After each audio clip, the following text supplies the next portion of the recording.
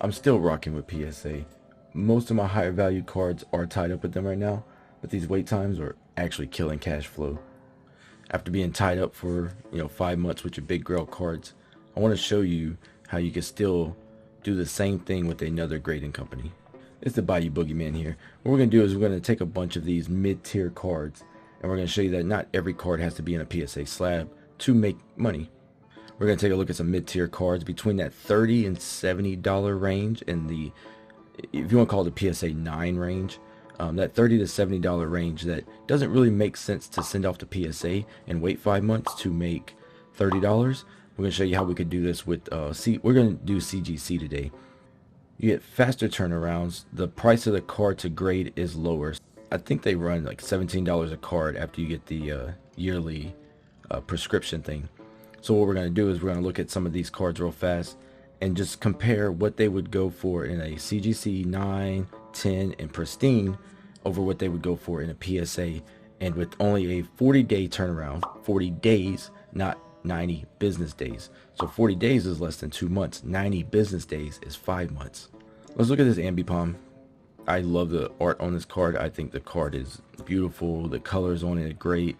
The Pokemon isn't much of a fan favorite, but there is a fan base for him. He goes for about $50 in a CGC 10.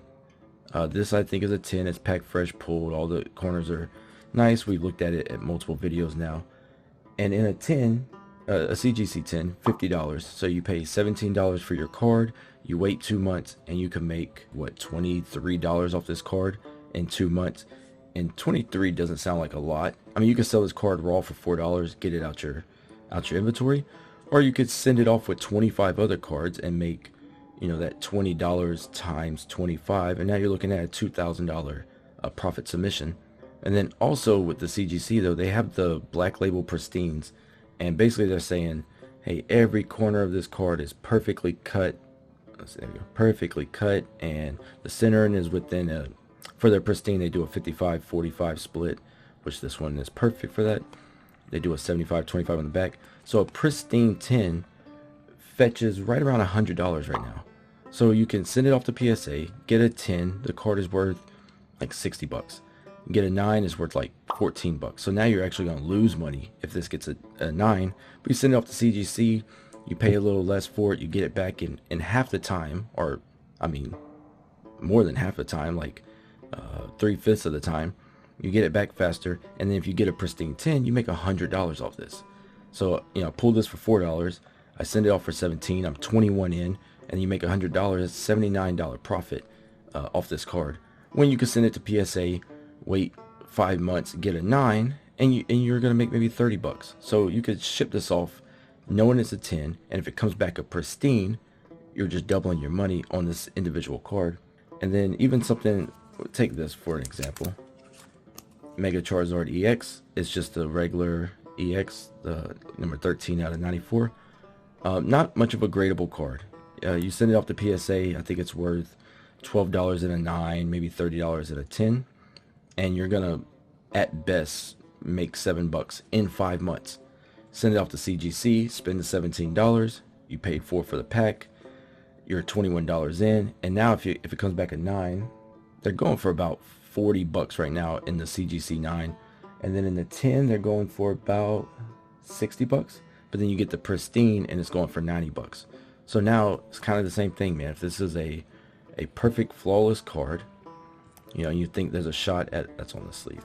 So if you think there's a shot at a 9, I mean if you think there's a shot at a pristine 10 and you send it off and you get a regular 10, you're still up $30 in just 2 months. If it comes back a 9, it's only worth about $35 to $45. But remember, you're only spending $17 to get it shipped. So now you're still up, $15 to $20, and it's a Charizard, so it will sell. So another great example of a card you can send to CGC, where unless you're getting under a 9, you won't make your money back. But I mean, you should be sending a card like this if you don't think it's a 10, in my opinion. I'm gonna burn through 2 more examples real fast. I got this Umbreon GX, great card from the Sun and Moon base set. I had like 9 of these. I sent a couple off to PSA. I sold a couple raw for liquid. This one is probably a 9. Yeah, there's a little nick there. Yeah, it might be one there too. I'd have to get it out the sleeve, but it's probably gonna be a 9 in PSA or CGC. In a 10, this card goes for about 50 bucks in a CGC, but it goes for like 100 and I think it's about 100 in a PSA 10. So you know, if you think you got this card for, you'd say half the value, you know, it's a CGC 10 or a PSA 10. But if you're sending this off thinking it's a 10, then you're hoping for a pristine 10. But that pristine 10 is going for over 100 bucks. So usually the pristines kind of settle around a PSA 10, or usually slightly more in an older card, or more of a grail card. So not like these, but more of a grail card. The pristines actually go for more than the PSA 10 because they're graded a little bit more harshly. So I think this one gets a 9. So I could send it off to CGC, and in 40 days, less than 2 months, I can make, well, you know, if it comes back a 9, I make 50 bucks, 17 for sending it in, and you know, we're up 20 something bucks on this card, when you can send it to PSA, probably get the 9 and be up roughly the same, but you're waiting 5 months. So this video is really just to show you that, like, these little mid-tier cards, you know, the Charizard's an anomaly because it's a Charizard. You wouldn't want to send off another EX card from this era or this brand new. But I'm going to take a risk on this Dragonite as well. I'm thinking it may get a 9. There was a little bit of whitening because these older XY cards just whitening really. They get whitening really easily. But if it comes back a 9, it's a $60 card. I think in a PSA 9 it was running about 80 bucks. Again, wait 5 months, make 80 bucks. Or you can just wait the 2 months and get, what, $20 less. But if you think about it long term, you're going 2.5 months longer for half the price. Well, you can make money off this card, buy more cards, get another batch shipped to CGC, and then double up your money again. So essentially, you're kind of making the same amount of money in the same amount of time, but you're able to flip cards, grow your business, be more reparable, show you're more knowledgeable by using multiple grading services. And then for me, this becomes content as well. I can do more PSA, more CGC submissions, more PSA submissions. I can get returns. So now I'm making content out of it, and this is a better play for me right now. And just some examples on these numbers. I think the PSA 10 is going for around $300, and then a CGC 10 is only going for like $200. But then the pristine 10 is going for about $350 to $400. And there's not as many comps on these older cards in CGC because more people are using it now because the services are just shorter. So you could kind of comp out what you see elsewhere with other cards from the era or something like that. So I would estimate this one goes about $350 in a pristine, $300 in a PSA 10. But then in 9s, which I think this one gets a 9, in the 9s, they're only about $30 apart. And you're saving $5 on the shipping and the grading fee. And if you're getting half the value back. No, sorry. You're only missing $20 from the 9 of a PSA from a 9 of a CGC. You get this card back in 2 months and you sell it, and you go to your local card shop and you buy more cards and you make another submission. So I'm using these 4 as an example because they were literally, I grabbed 5 cards. These 4 were perfect examples. I'm going to my local card shop tomorrow, and I'm going to be buying, you want to send off 25 cards with CGC. I think PSA, you want to send off at least 20. So you want to send off 25 with CGC. And then they give you $150 the first time you sign up with them. And you go through this subscription base. So we'll get $150 knocked off of the total price, which my next video, I'll get more into that. But I'm going to make this video, and my next video will be a submission out video to CGC. And I'm going to use these as my grinding cards.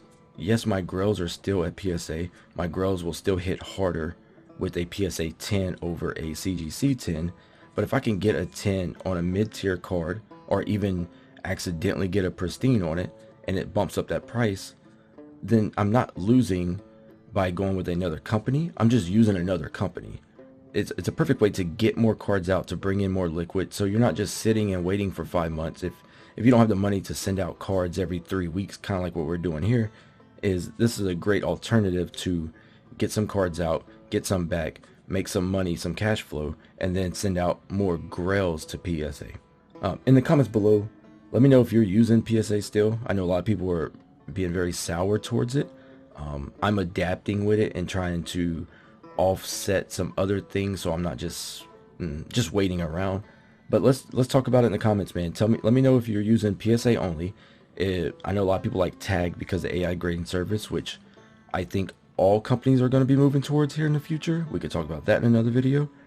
But I would like to know if y'all are mixing it up, if y'all are using multiple services like I'm about to try here with this, and just document this journey and maybe get some more answers for y'all here in 2 months.